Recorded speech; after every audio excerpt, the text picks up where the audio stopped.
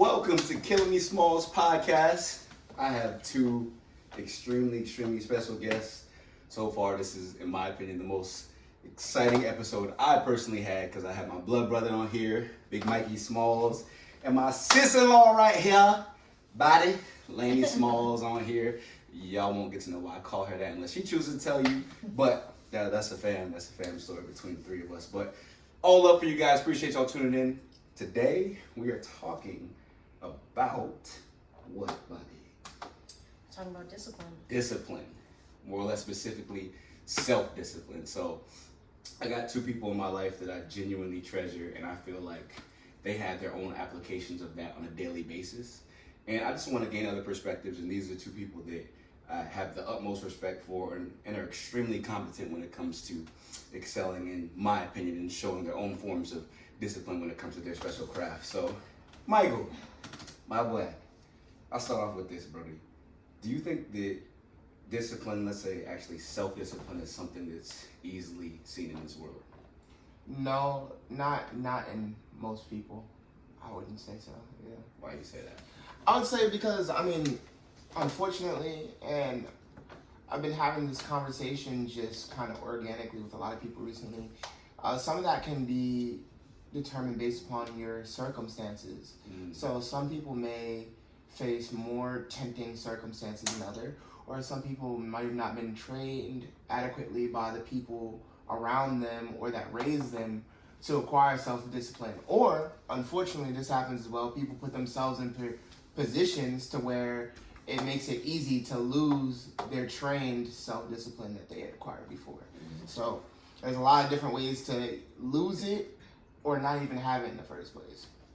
Gorgeous start off right there. Thank you for that. I agree with that 100%. Body, what about you? What's your thought on that question? I think I have a similar take. I think that in regards to self-discipline, I feel like a lot of people don't have it in the world today, mostly because of probably how they grew up. Like, I think that sometimes, like when I think about like even like certain friends or like family members, and a lot of times when like different disputes come up or if anything happens, I often try to think back to like how were they raised, like what may have like started this, whatever the issue is, and a lot of times it comes down to that. I agree with that.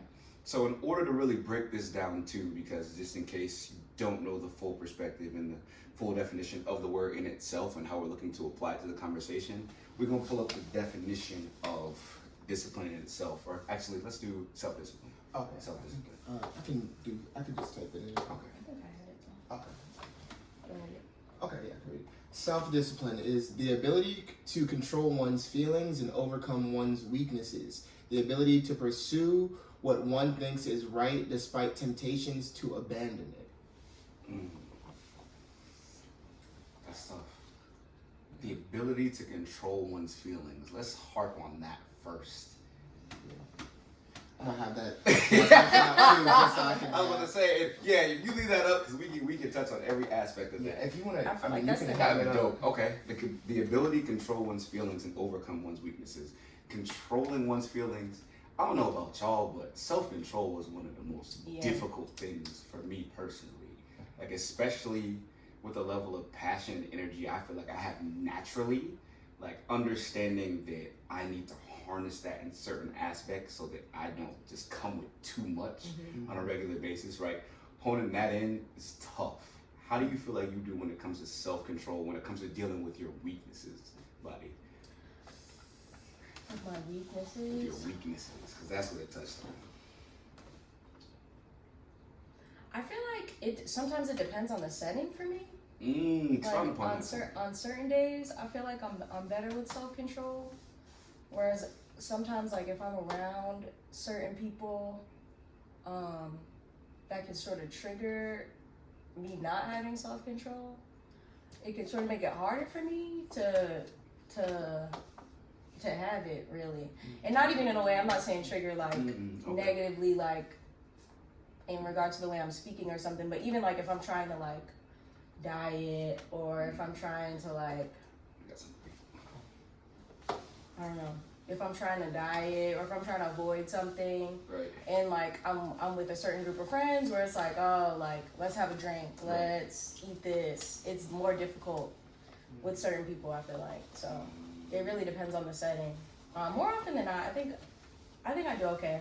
I think I do okay. I think you do too. I'm trying to be honest. I'm trying to be honest with myself and think about it. I think I do alright. I think you do too, and you're hard on yourself when it comes to that too. Because we talked about that during the session the other week. She was just like, man, I was on that trip. It's hard for me You to know, figure out and I ate all this, and I had this to drink with it. And I was just like, and I'm like, bro, It's you hard. can take some days to yourself and enjoy yourself. It's like, no, I'm paying for it now. I was like, yeah, I didn't say there were no repercussions, right? But I was like, there's nothing wrong with it. She's like, no, I learned my lesson. I was like, man, it's like, that's exactly the type of thought process I go through. But same thing to you, Brody. How do you feel like you do when it comes to self-control, when it comes to your weaknesses or things you feel like you need to work on? I mean, it's always a constant battle, and the battle, unfortunately, always seems to be uphill. I think that lack of discipline, and not to say this in just such a black and white blanketed statement, but I think lack of self-control or lack of self-discipline comes from a lack of passion. And that doesn't mean that you have no passion, obviously.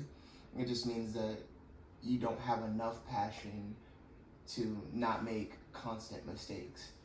So, I mean, just even think about, you know, and a lot of times sports things, they say that the most elite people and athletes in the world aren't more talented than the other people. They just do the fundamentals better than everyone. So it's the practice, it's the fear of failure and the fear of not doing what you're capable of doing that makes people so elite. And, you know, sometimes I am not elite. I'm not elite a lot of the times, actually, but no, I try my best to be. It's hard to be honest with yourself like that. Like sometimes, like in regards to self-control. Yeah. I feel like, a lot of times you're in different like settings and scenarios where your self-control can like really be tested. I think it just takes time and patience, honestly. Sometimes I feel like, it is like if you're not really passionate, it can be harder to have self-control. But sometimes I feel like it also goes the other way. Like if you're really passionate, it's hard to control your feelings sometimes, and sometimes you express yourself the wrong way. Oof. But it can go crazy. Self-control. Okay. Did you have something you want to say in addition to that before? No, I mean I think that's a great point. I never even thought about it from the opposite point of view, and I mean, I appreciate that. Yeah, me too. Give me something to Because think about. I think if anything, that's probably where I struggle, like in regards to self-control. Like I think sometimes I'm more passionate than I should be, maybe about a topic or like in a certain scenario, where I feel like that could make it hard for me to like show self-control. Right. Yeah. That makes perfect sense. I actually was talking with somebody I work with just recently, and he brought to my attention something that sat with me, and I'm gonna give him his credit, and I hope he sees this, but he said there's a thin line between passion and emotion. So the reality is, when you're playing with the two, which one do you lean upon? So to your point, when you're finding your struggles, typically if you're passionate about something, it's because it's pulling on a heartstring, right? There's something that maybe reminds you of a trauma or a good feeling or whatever it is, something where you're like, okay, like this is driving me, this is pulling me, this means something to me, right? So I find myself when I'm locked in certain respects, I may be pulling from something negative, I might be pulling from something positive, but if I let the negative eat away at me too much, my response to certain stimuli in life becomes negative. So I had tried something. I was listening to a lot of David Goggins, and I like him a lot, and just kicking off the mornings with that. And I was fueling myself with a lot of negative self-talk versus the normal positive just recently. And I actually responded to my boy in a way that I ended up going back to him and apologizing, because I'm like, that's not me. I said, but the way I've been speaking to myself in here has all been negative. Like, no excuses, you're weak, you're this, you're that, you're that. And when he had said something, I just jumped on him the way I was jumping on myself, and I said, I'm sorry. And I realized immediately, it's like, that's not who I gotta listen to anymore. You said, I love the resilience, I love the power that you speak with, I love the intensity, but that because of who I am and what I do and what I stand for, especially at work, from positive energy, that's who I am. If I shift that to negative, I can be just as a force of bad as I can for good. And I'm like, I can't do that. Yeah. Say, more kudos to you, brother, but that ain't for me. Yeah. I ain't doing that. So I think you have a wonderful point in that. And you mentioned something too that I'm gonna put the floor back to you guys. One of the few things that are tied into self-discipline that it mentioned, the first thing that you have to come to understand is you have to be honest with yourself, and you need admittance. Admittance of whose fault it actually is, and 99% of the time. Yeah. You gotta find yourself a mirror. I like that. So, what do you think that genuinely means? Like, Michael, do you think it just starts with, hey, yeah, that was my fault? Like, what does that look like? What does genuine admittance and honesty with yourself actually look like? Walk us through that. In my mind, I mean, I've been, funny enough, like, I think this is a very timely podcast. I've been more intrigued with psychology recently and trying to read more up on it and just be a little bit more introspective with myself and how I can better myself. So for me, admittance can only come with action. It can't just be words. Yeah, you gotta. You gotta walk the walk. You can't just talk the talk. So the thing, the thing is, if you're not changing your actions, you'll get what you always got. And then I also heard a quote. Funny enough, it was in a song. It was said, part-time effort gives you part-time results. So if you are not looking introspectively at yourself and doing the things that you know you shouldn't be doing and doing the things that you know you should be, then you're failing yourself, because first you have a responsibility once you have the knowledge. Okay. Oh, beautifully stated. So you have a responsibility once you have the knowledge. A lot of people, unfortunately, sometimes, like we were talking about, based upon circumstances, aren't even blessed enough to acquire the knowledge to know how to look at themselves or how to better themselves or how to change something. Right. Once you have that knowledge about yourself and you're doing nothing with it, it's like having $1 million that is locked up and frozen in a bank account.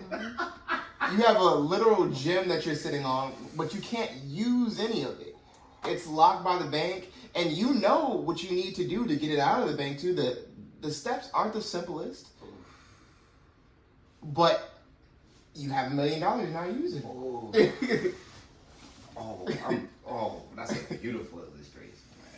We carry the same last name, by the way. Yeah. We carry the same last name. But no, I love that perspective, bro, and I feel like you touched on everything that could be touched on in that respect. In my mind, what do you have to say about that, buddy? Like, what does that self-admittance and honesty and transparency with yourself look like? I totally agree. I feel like sometimes I'm super hard on myself as well, and sometimes because I'm hard on myself, like it can become difficult not to be hard on others and think that, like, you know, I'm expecting of them what I expect of me, which isn't reasonable, really. So it's like constantly I'm trying to remind myself, like, okay, they're not me. They didn't grow up the same way I grew up. They didn't have the same family support maybe that I had, and I have to continue to try to like balance that in my mind of like, okay, even though these are people that I maybe love, these are my friends or these are my family members, their perspective of what I gained, like the knowledge that I've gained from the people around me, are not the same as theirs, you know, even if we've lived in a similar circle, I'll say. Right. But even sometimes I feel like a lot of times people will like blame others for their lack of self-control because somebody else had a moment where they lacked self-control. So like somebody will show a lack of self-control, and then your response, like my response will be like a lack of self-control, but that doesn't excuse it. You can't react to people in a way where it's like, okay, because you showed a lack of self-control, I'm gonna show a lack of self-control. If I know about you as a person, and I know your background, if we're close enough, then I should take that into consideration. Right. When you speak to me, like, I should take into consideration, okay, I know this about you. Mm-hmm. I know that maybe that's your weakness. Right. I don't have to react to you that way because I know this about you, and that takes self-control even on my part. So. Right. Yeah, I really like that point that she just said. I mean, because it's really sometimes self-control, and this is what one of the areas of self-control I've struggled with before,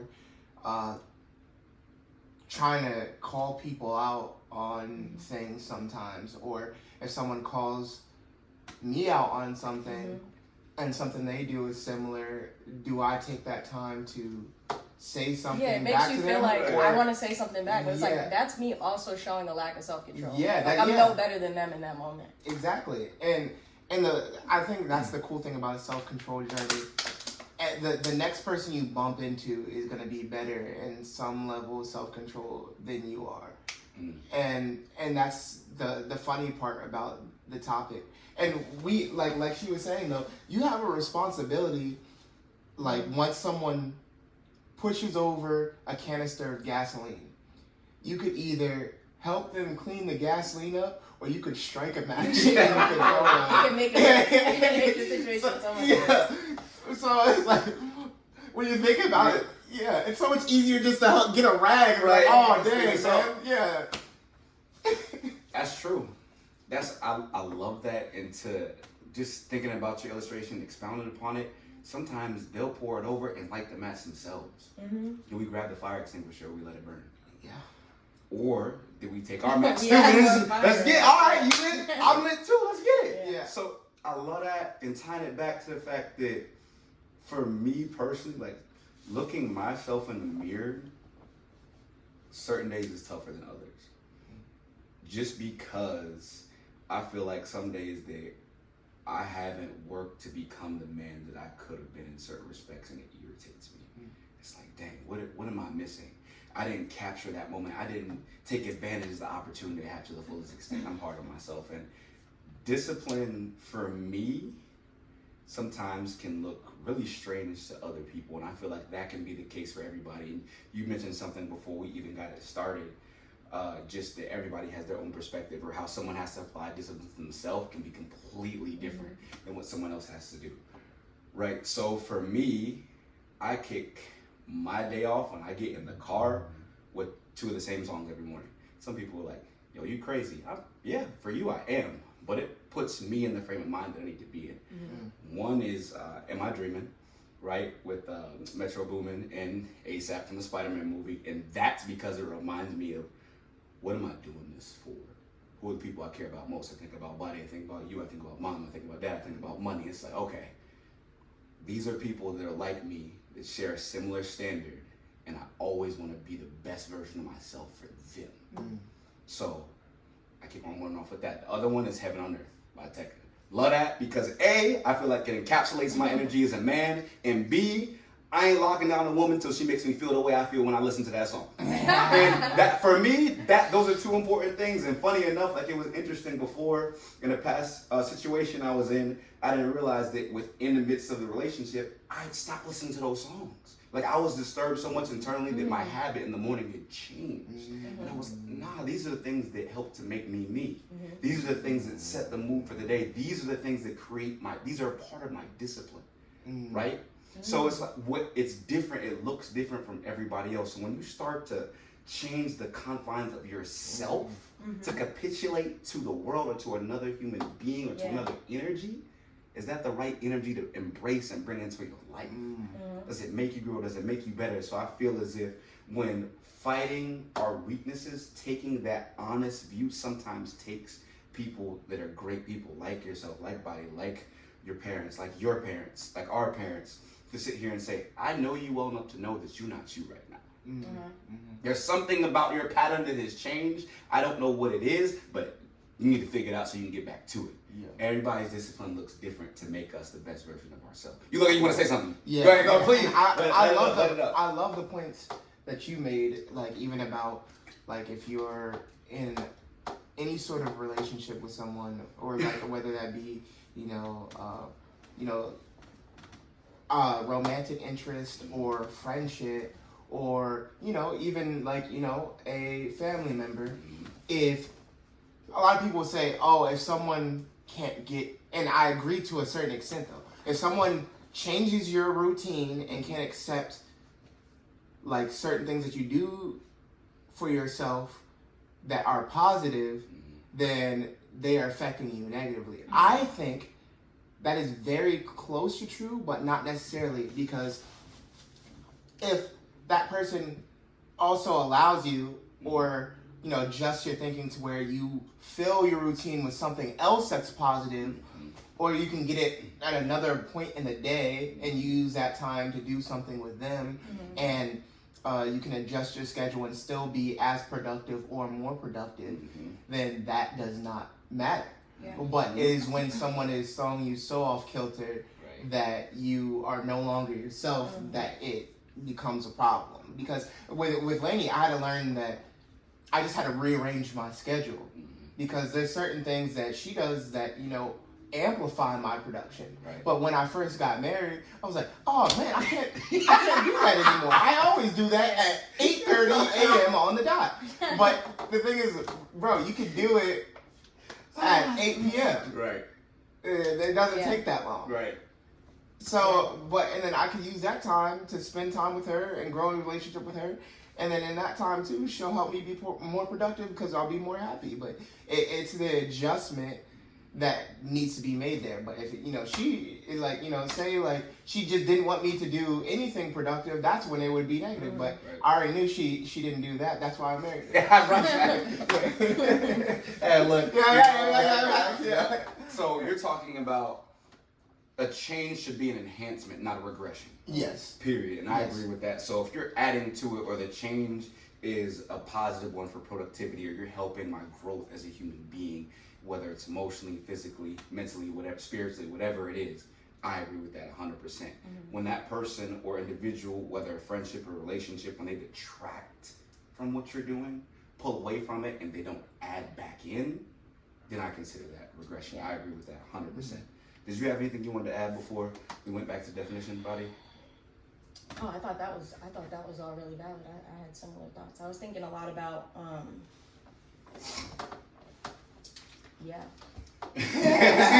everything you said was really valid. Yeah.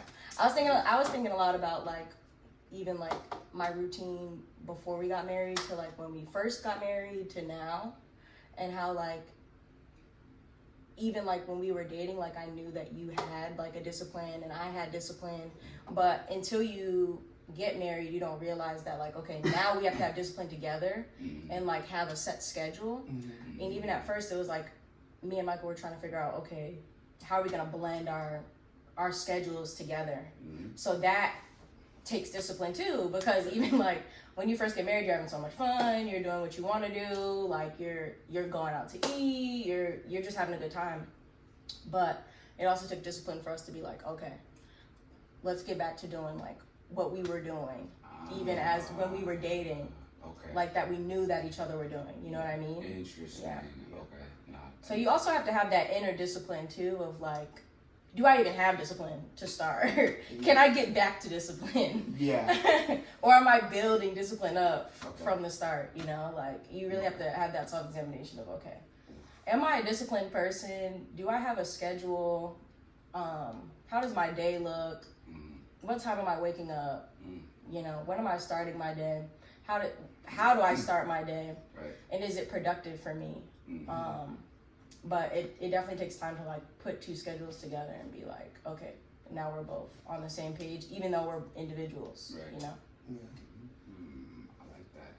That's an interesting point. Obviously, just watching, because me not being married, you said, understanding. I was watching how much my schedule and my time just shifted, just dating, and y'all were long distance as well, and I've been a part of a long distance relationship, so understanding the discipline that you have to have and that side, and then carrying it over in a marriage, it's gotta look different in certain respects. Yeah. So it's interesting, and I'll be calling y'all for advice one day when you get married, but it's like, ooh, looking at that and coming back to the level of self-discipline you have from the start, that's gotta be tough. So y'all be getting a call from me one day. You got something you want to add before we go back to that? Just like, I've just been thinking about this just based upon upon, things about psychology that I've been listening to. Like, everything is exactly, not always, but exactly what you would think it would be in a sense. Like, when you get married, you have twice the friends, so you have to have twice the discipline.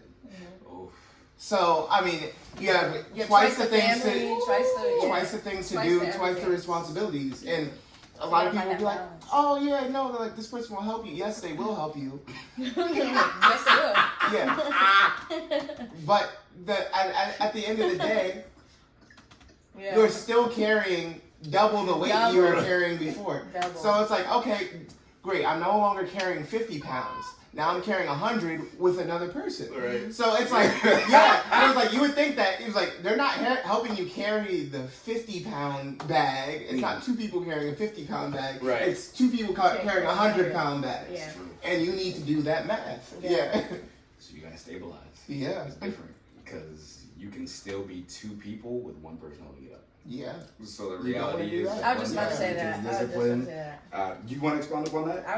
No. Okay, man, you was about to, yeah, I'm like, man, bro, sitting here, you drinking water, and Mikey's sitting there like, Literally, yeah. Probably like, oh, yeah, you got that. I know It's- you never do that, bro. Yeah. I'm just picking, just No, yeah. looking at certain situations and stuff like that. But can you pull up the definition again? Yeah, I got Do you you. mind that we can talk about the second half of Okay. that? So, the second half says the ability to pursue what one thinks is right despite temptations to abandon it. Oof. This one hits home for me. And I feel like that even still builds on to like the aspect of like who do you have in your life? Who are you allowing into your circle? And are they adding or are they subtracting really from what's good for you, what you know is good for you? Because sometimes, bad associations spoils useful habits. 100%. So you could be around people where it's like, oh, they're fun, like I have a good time with them. But do they add to your life or are they just like a fun distraction?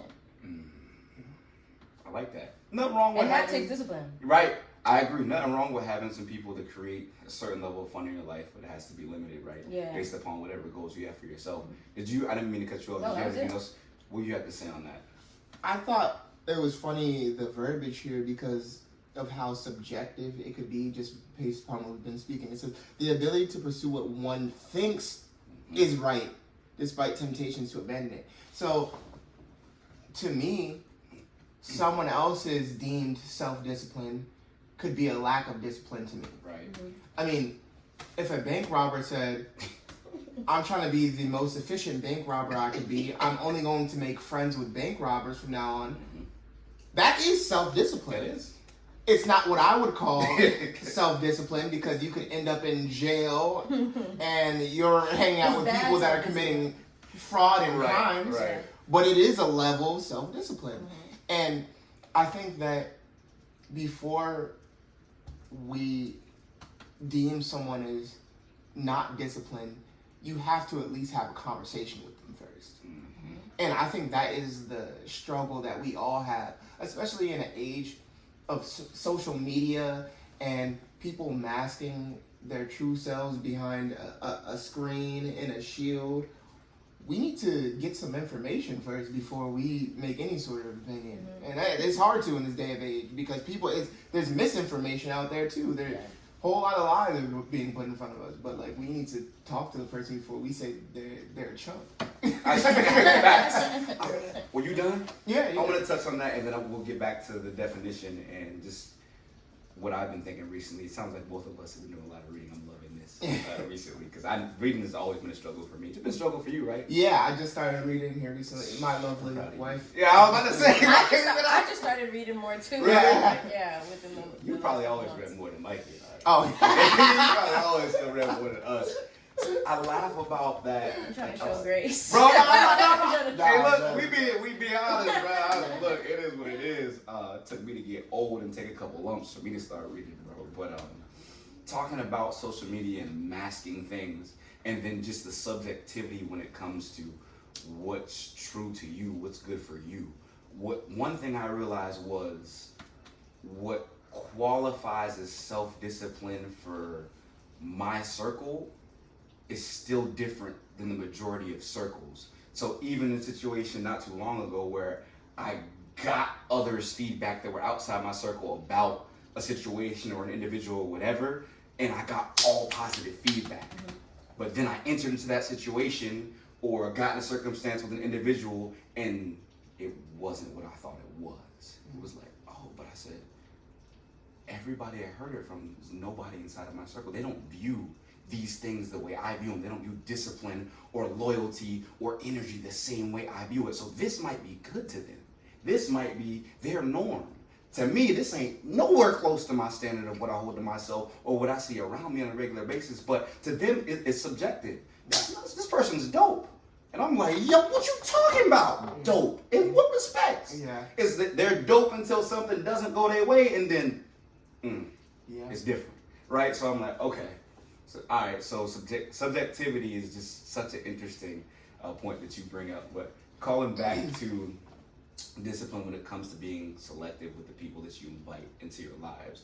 And this again ties back to me for who I am as a person and being transparent with myself because of the type of fervor that I lead life with, because of the type of thought process that I have for myself and wanting to be there for the people that I care about.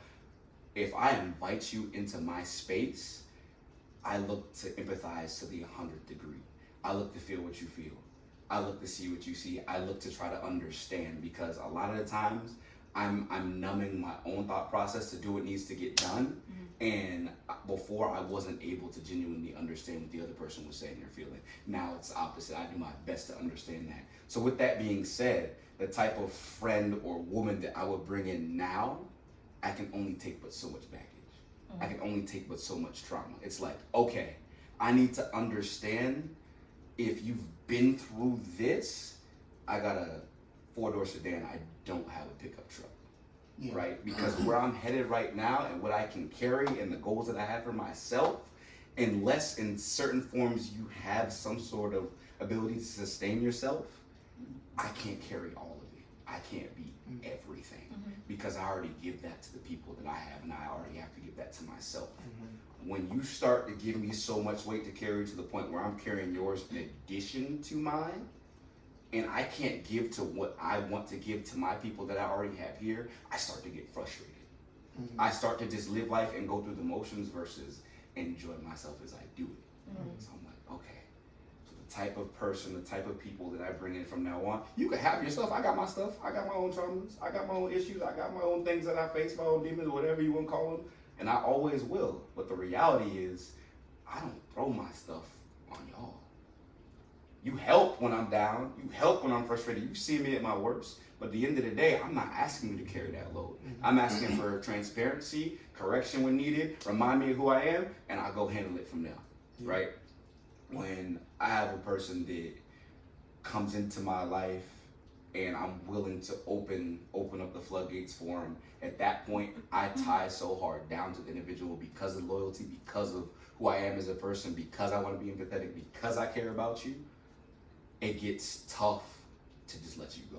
To just let it. I want to pick you up because that's the way I want to carry that. I want to be there for you. When in reality, you slowly but surely weighing me down. Unless you already have the people around you that help to build you, and I can just be an addition to that. Or maybe you go into therapy. Maybe you have therapeutic things that you do that help you to battle that. Maybe you're so transparent with yourself that all you need from me is for me to console you and to have an uplifting conversation, and then you back on it. Yeah. Cool. But when we get in certain situations and it's just a dump, and it's consistently just a dump, and you don't have that outlet, or you think that you have the people around you that help, but all they're doing is saying, no, you got it.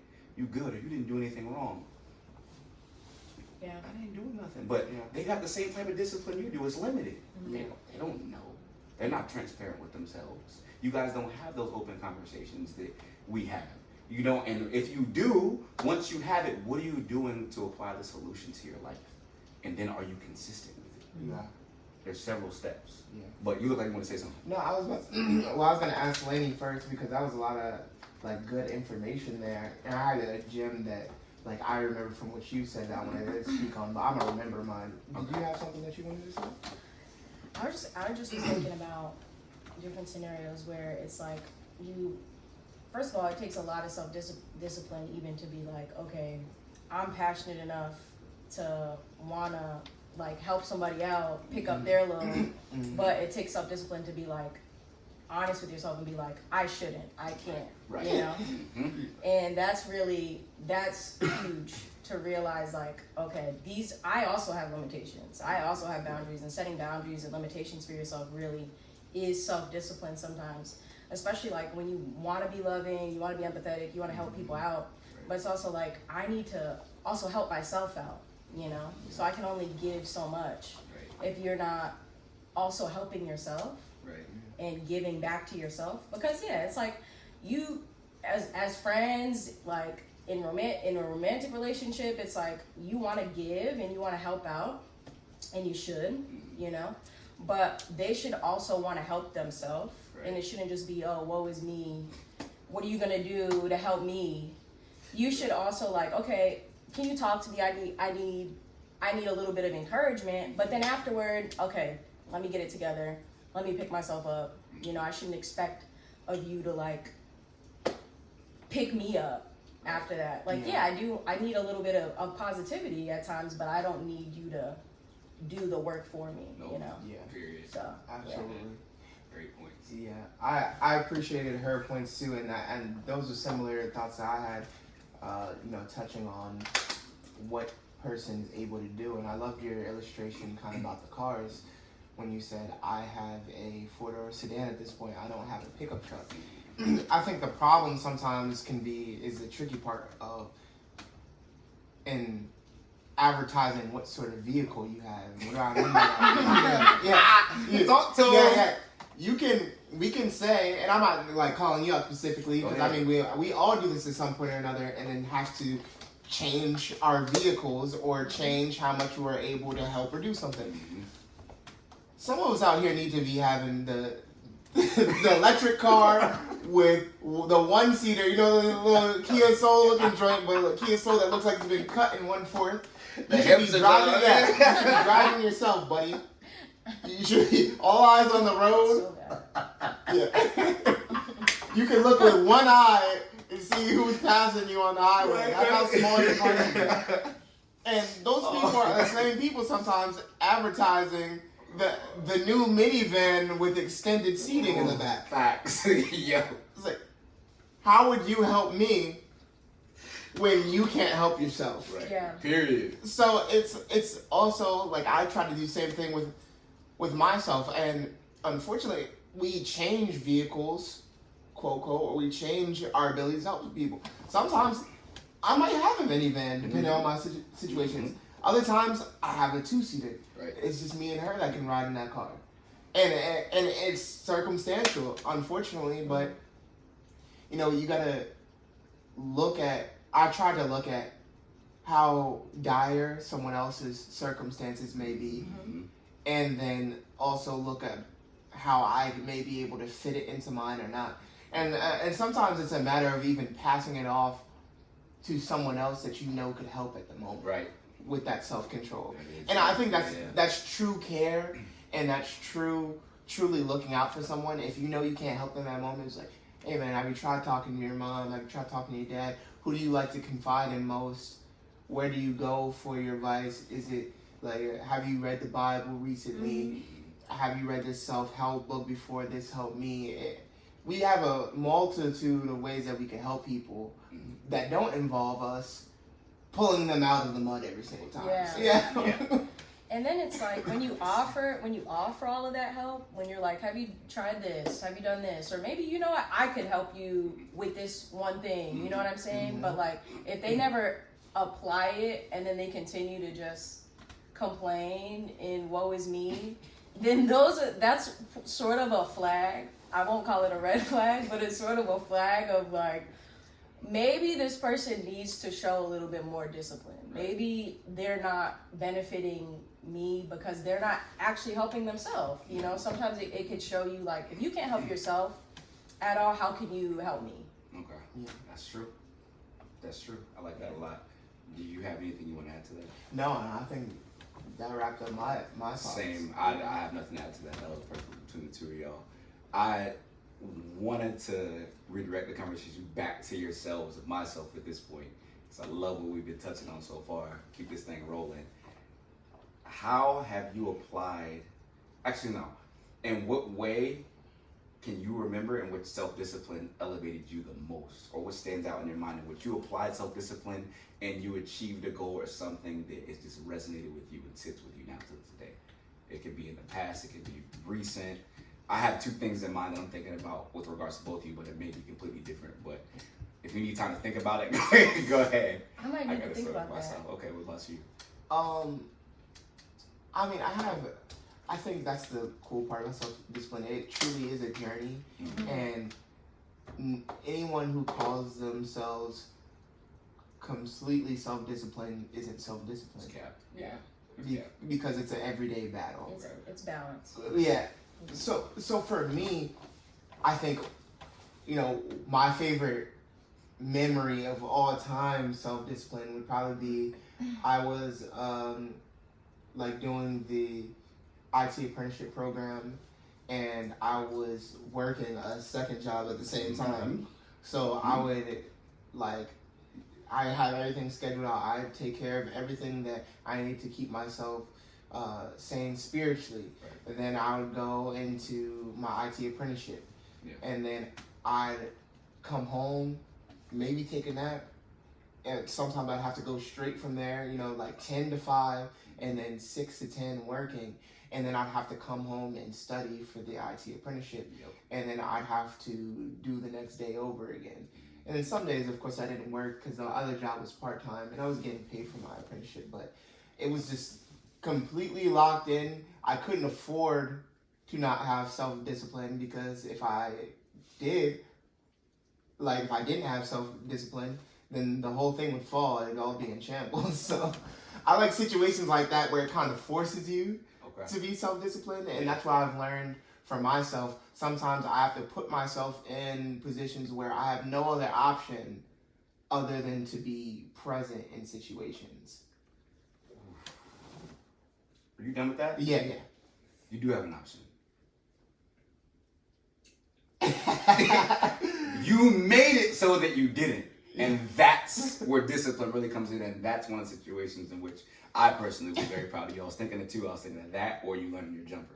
But those were both two great moments in which I was just like, dang, Mikey's on a different type of time. But you did have an option. And it's an option that I feel like the majority of society chooses.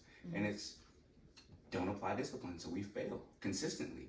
And you look for a reason to blame somebody else, or to blame the circumstance, or to say that you didn't have the means, or you weren't feeling well, you were too tired, you were too this. I watched how tired you were. I watched you have back and forth conversations with mom and dad and yourself about, why am I even working both these jobs, bro?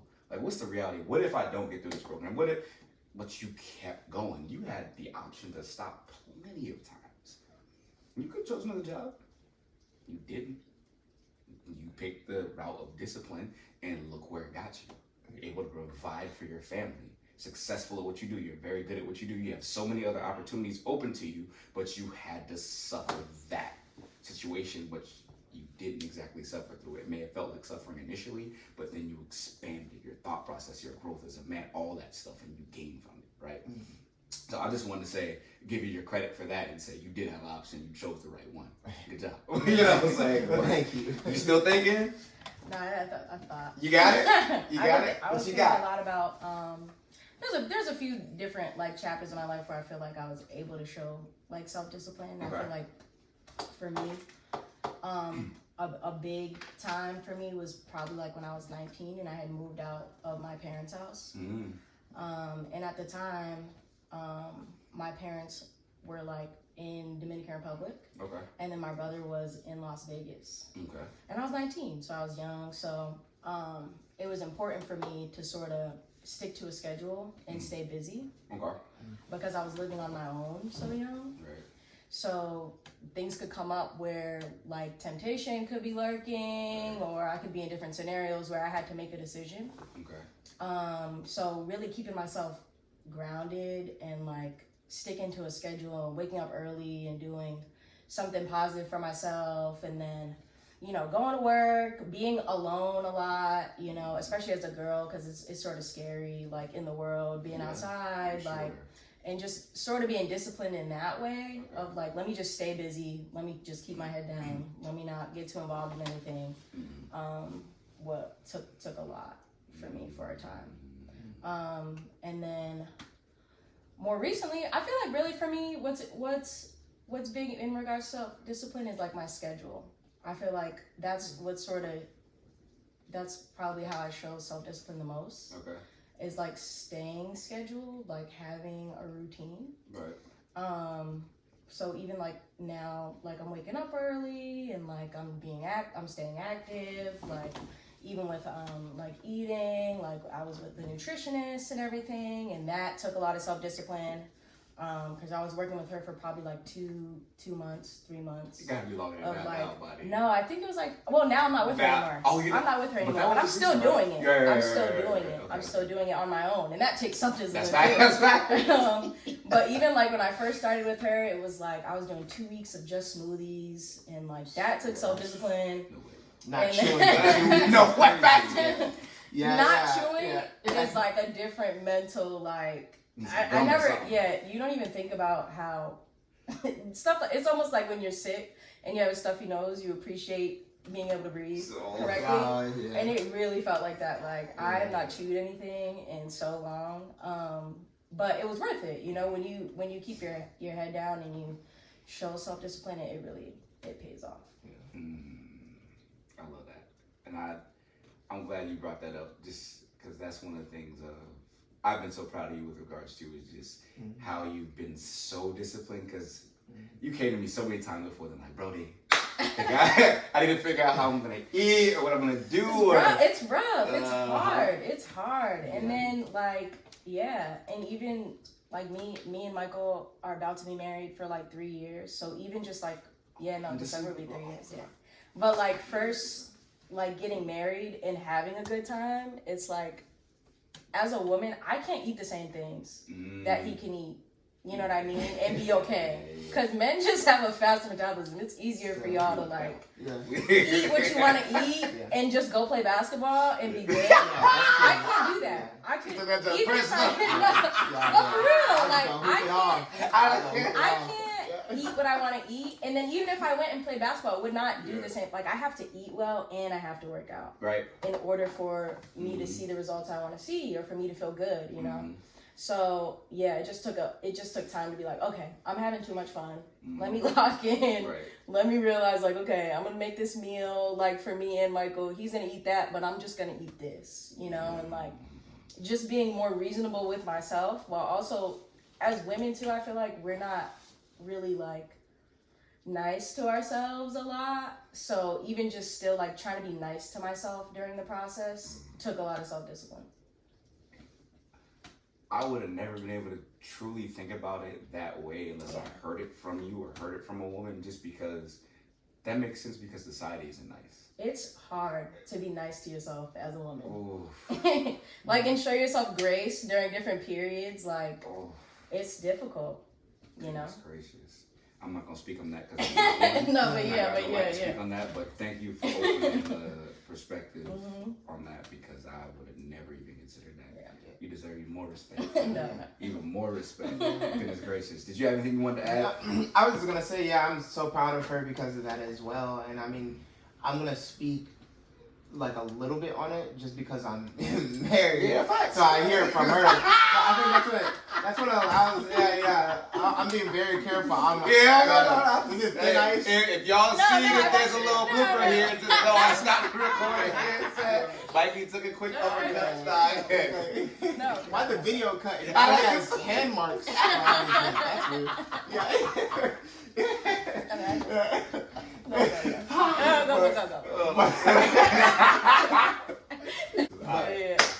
But so like, I think that you never truly understand that until I was around Lainey more than I've ever been around her, and you know how rough it can be for women to, like, women are expected of a lot, you know, to keep up their beauty, right? To be the the leaders, or to like, you know, for guys it's hard to talk about their emotions. Like, she helps me like articulate my emotions properly, because I feel like it's hard to do that as a man sometimes. She is a primary cooker in our family. You know, I follow her cleaning laws in the house. You know, and then on top of that, she's expected so many other things from society, and things that, you know, you don't understand that are put on women until they're spoken about. And I know that's not what this podcast is about, so I'm not diving into all those topics or all the things that she may even deal with personally, but it's a lot harder. And I joke with her all the time. I'm like, I'm so glad I was born a guy. Facts. Because for real, they do it a lot. Yeah. Right? Nah, facts. Yeah. Absolutely. I didn't mean to cut you. Go ahead. No, yeah, that's been really You're weird, sorry, but I'm proud of sounds her. like- That's what I really meant by that. So, first of all, you and my moms are going to be the first women on my podcast, so thank you. Thank you for coming on. And then, second off, yeah, that can be, and you can go into as much as you want, but that can definitely be another subject. And that one, I ain't saying nothing. I'm asking questions, and I'll let y'all go, because I'm smarter than that. What I'll say is just don't be a girl. Don't Yeah, get, it's, I got that part solved. I'm good. So we got that Just solved. don't be a girl. I know you mentioned just hearing from me and letting the audience hear from me in terms of like how I apply discipline, but I'm gonna start off with just a story that resonates with me, and Dad knows it. Just the first summer, he actually like got me into working out. It was a big confidence thing. Like, he realized that between the people I was around and the lack of belief I had in myself, and just watching me interact, it was just like, all right, it's clear that Alex is lacking confidence. And so he created a schedule for me to follow. And it wasn't optional. I lived in his house. And I wasn't dumb enough to try to fool him, right? Even though he left for work. So it was personal study, reading some scriptural passages throughout the day, 100 push-ups, 100 sit-ups. No, I'm sorry, 100 push-ups, 200 sit-ups, and all the chores throughout the house before I could go outside. Before any of that happened on summer. And all of it had to be done. And he was like, don't even try to fake it, because I'll be able to tell if your body lacks its changes if you did your push-ups or sit-ups. So, okay. So I started doing them, started feeling good. I went from 20 push-ups in a row to 25, 30, and I'm busting them, and I'm like, okay. And after the first week, he's like, all right, 150. And I was like, what? It's like 150 push-ups, 250 sit-ups. All right, whatever. And then after the third week, he came in, he said, all right, he said, I'm gonna watch you do your set. I was like, okay, stop. I did 30, stop. He was like, what are you doing? What you mean? Keep going. So you still got more in you? I said, what? My arms hurt. He's like, and? So, okay. Just kept going. And I dropped, and he said, that's what every set should look like till failure. He said, for your push-ups, for your sit-ups, he said, just because you endure a little pain doesn't mean that's all you got. He said, embrace that, channel it, and push through it. I said, okay, this is what it's like. And I started seeing the results in the mirror. I looked at myself differently. The way I approached situations was different. The way I viewed other people was now different. I watched them do their push-ups, and I'd be like, you ain't even failure. What you doing? You happy you did 20? For what? You ain't done yet. Keep going. So that changed into something different, because a lot of people don't know this. You know, I played saxophone for 5 years, alto sax. Hated it. Mom and Dad made me do it. But going into high school, I asked. I was like, hey, can I weightlift? And they're like, okay. So I did weightlifting instead of playing the saxophone any longer. And entering into that, still, even though I was like cut up, can do more push-ups than just about everybody in the class, including seniors in a row consecutively, I was I'll never forget, $124 at 14 years old when I got on the scale, tiny. I was like, man, I'm nervous, but it opened the door for me, because as I watched all these guys put up 315 on the squat, 225 on bench, whatever, I set goals, and I'm like, I'm not going to allow these sap suckers to make me feel any sort of way about myself. Yeah. So, funny enough, the coach's name was Coach Hurt. That was his legit last name, H-U-R-T, remember? Yeah, Coach Hurt. And when I told him I wanted to put in the extra work, he literally had me do extra reps on certain things, or extra sets, or whatever it was, before I knew I started catching up. And I'm like, yo, I'm about to dog these cats. Like, I'm through it thinking that y'all are better than me, or y'all got more than the tank than me. Like, I want to see what my genetics hold for me. And before I knew it, when I did not divert from the plan, I had caught up to a lot of the juniors and their seniors, and when we did the pound for pound test or the squat max, bench max, I was like, yo, it's like, well, they got nothing for me as long as I apply myself. Sky's the limit. You know what I'm saying? Mm-hmm. So that to me just resonated and stood out with me is if you discipline yourself and your mind, you accept the stressors that may come with it initially and the changes that come with it, the uncomfortability, you're gonna find out that there's something else on the other side of that when you apply it, right? Yeah. So did you have anything you guys wanted to add to that before? Go ahead, Yeah, please, go ahead. So, I've been loving the space that, and this is the good things that social media can bring. I think there is a lot more harmful things that it brings rather than good. But just being able to like hear multiple people's perspectives about certain things like that, and I really appreciate your experience about putting in the extra work, and it was also the fact that the extra work wasn't comfortable, like it involved pain, but it was like that particular moment where you did more work than your peers, that you saw yourself gain more results than they may have been gaining. And the thing about it is, as much as I think we love to, like, and I love to think that I'm special, we're not as special as we think we are. We're just applying the knowledge that we have. Applying the knowledge that you have is special. We are not necessarily that special, but that skill, applying knowledge that you have, is special, and that's what made what you did so special. And I heard a quote from Kyrie Irving the other day, which was really cool. And for people who may not be watching, he's a professional basketball player, very known for his layups and his ability to make layups with both hands, and that's hard for most people. A lot of people make layups predominantly with their dominant hand, as like some basketball watchers know. And people were saying to him, he hit like a left-handed floater for a game winner, and it was like super high, super difficult, contested, and it was just a beautiful shot.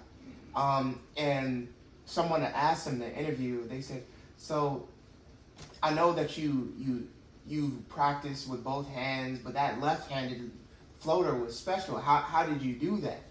And then he said, a lot of people see me make those amazing shots, but what they don't see me doing is airballing hundreds of left-handed floaters every single week. Right.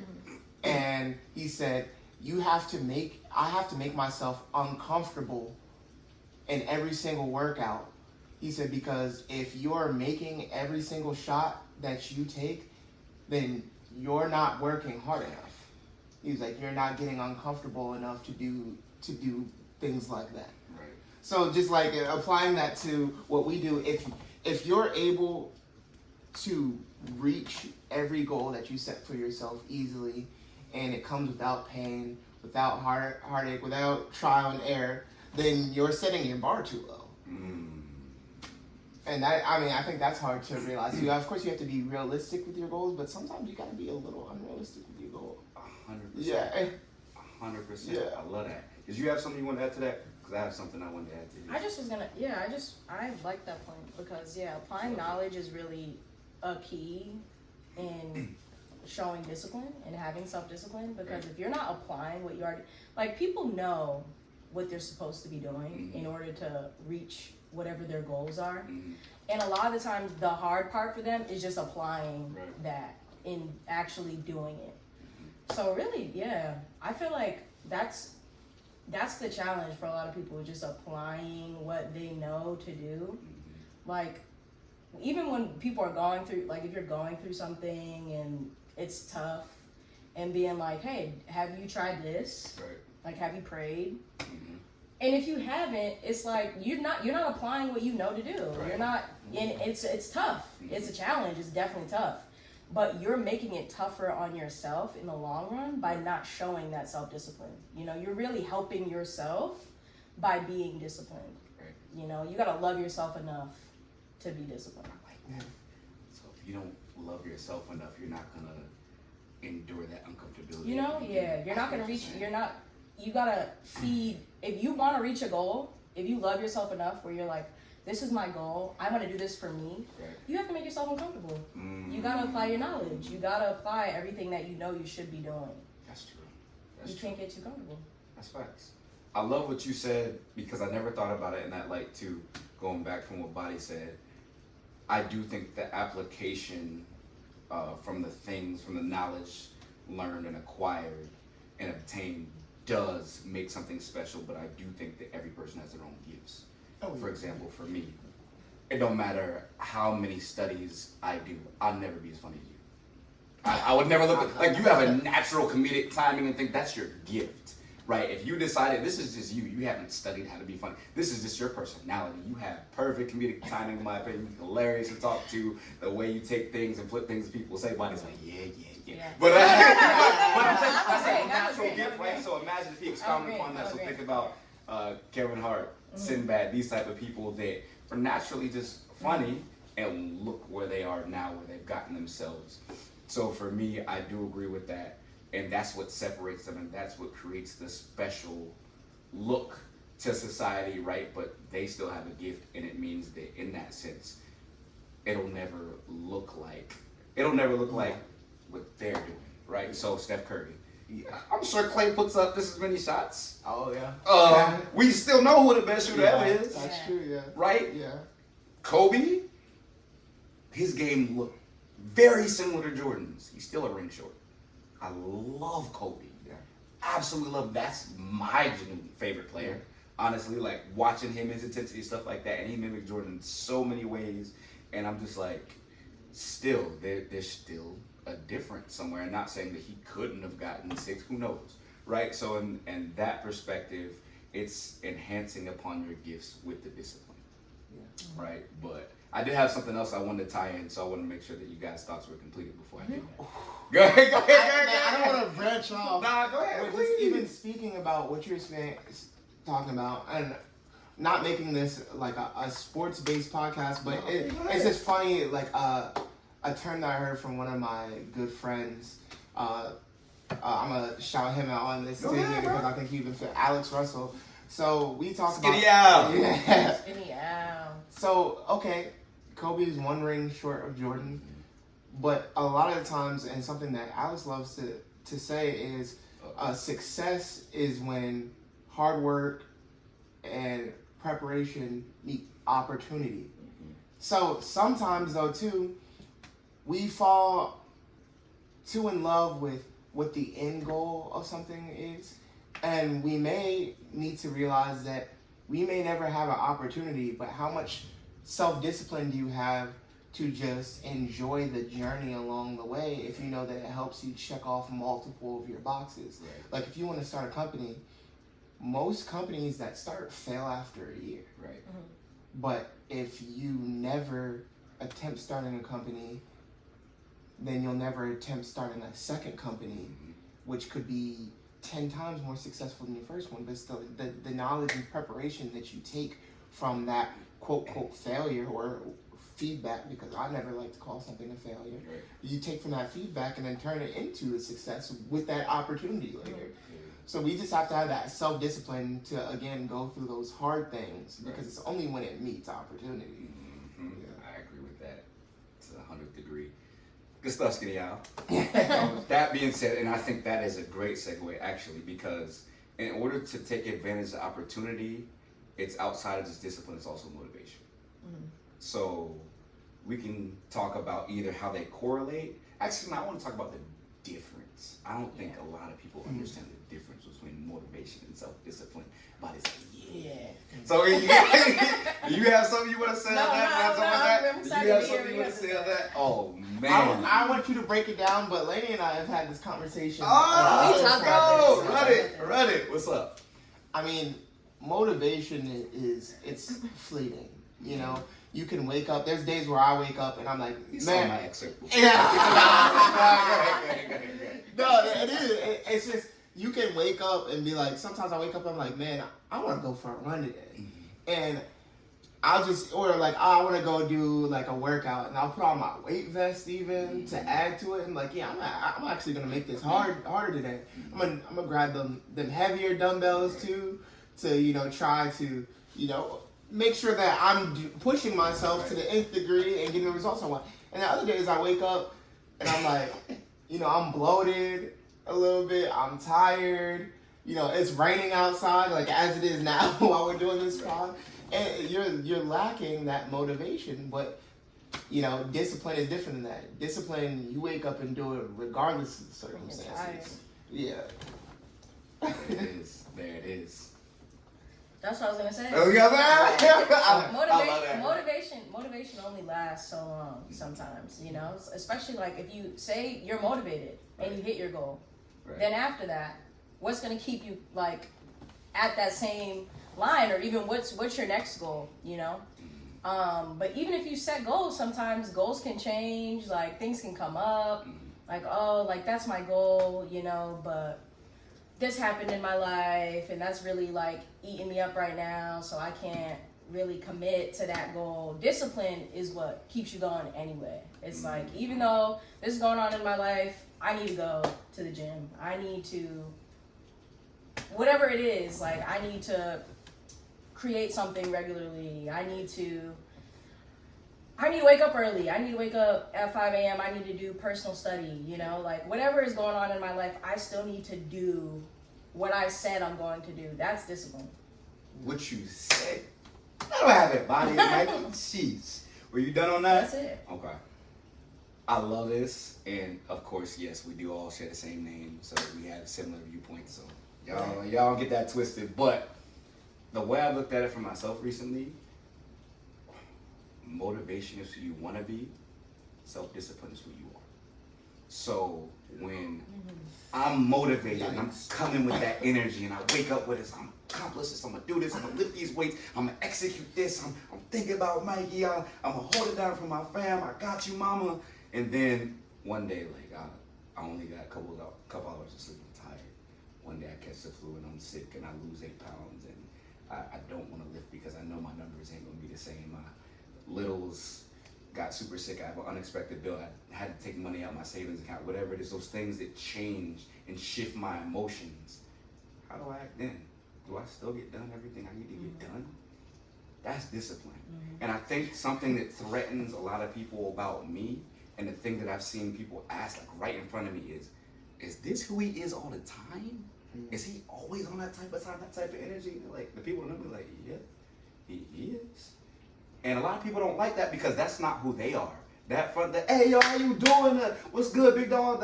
All that energy. That's not who they actually are. Maybe they don't genuinely care about who you are, but they put on this persona. They want to act like they're this way, but in reality, I come with that every time because that's me. And they're like, yo, this dude done showed up this way about 40 times now. It's not really him. Now, ain't no way he faking. I don't like that.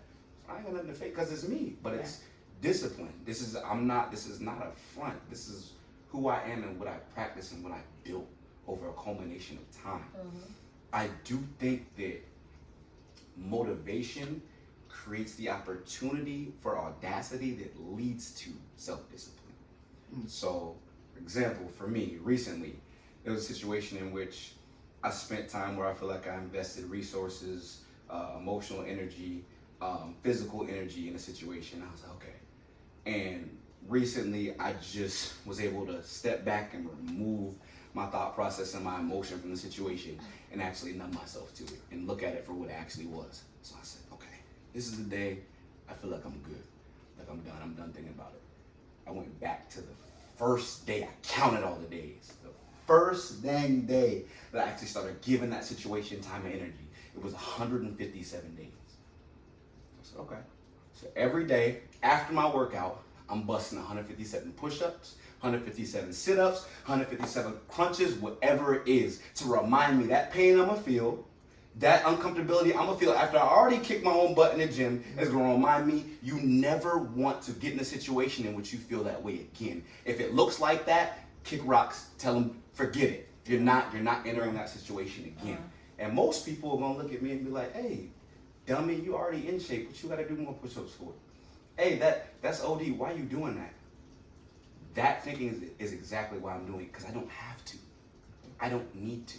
There's no reason for me to do it other than the fact that it reminds me, don't do that again. Yeah. Mm-hmm.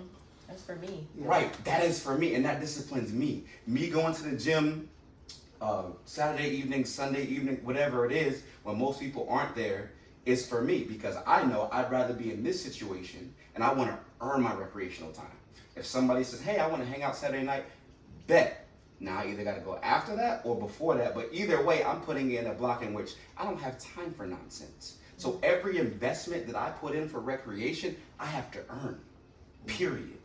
And that's how I operate. So for me, a woman in the gym at 5, 6 p.m., 7 p.m. on a Saturday catches my eye, whether she's genuinely physically attractive or not, because our mindsets might be similar. You're not going Saturday morning to get a pump before you go to the lake. You're going right now because you have a standard for yourself. You have goals you're trying to reach. You could be out partying right now. You in the gym with me. Yeah. I'm like, okay. Similar type of time. That type of thinking, that sort of stuff is rare. And that, to me, encapsulates and embodies who Alexander Chappelle Smalls is. Yeah. Right? Again, that's me. That's who I am. So I feel like taking the time and taking the opportunities, as your boy said, and expounding upon that and allowing that motivation to become a discipline creates the opportunity for growth. Yeah. Right? What's your thoughts, if you have any, or is anything for you? No, I agree with that, and I mean I love that, but like you said, it comes with setting a standard for yourself and kind of knowing your do's and don'ts as a person. If you can't put your finger on what your can do's and cannot do's are, you have an onus to find out what those are in order to be successful. There's certain things that I can't do that will throw me off kilter if I don't start my day from the feet up, my day is probably going to be a failure. I'm probably going to fall flat on my face that day. If I don't start by getting uncomfortable, like if I don't wake up early, like if I just wake up with enough time to just go to work, or just turn off my laptop, because some days I work remotely as well, then my day's cooked. Most likely. I mean, and that's not always true. Like there's times where I can, but it's a mindset for me, because it really starts with you're sending yourself a message, in my opinion, every single morning to get up and get stuff done. Right.